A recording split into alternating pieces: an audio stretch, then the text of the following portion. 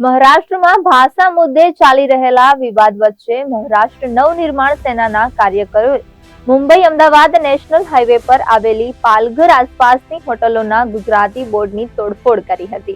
હાલોલી ગામની હદમાં આવેલી હાઈવે હોટલોને નિશાન બનાવાઈ હતી.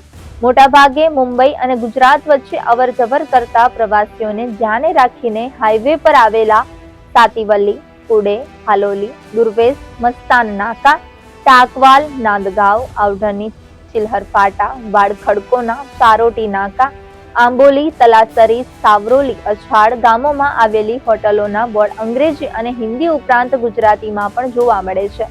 आ विषे फरियाद थता पालघर श्रम विभाग द्वारा थयेली तपासमां जणावायुं हतुं के 233 एकमोमांथी 86 एकमो पर मराठी लिपिमां बोर्ड न हतुं, ज्यारे 112 एकमो पर मराठी नाम प्लेटो हती.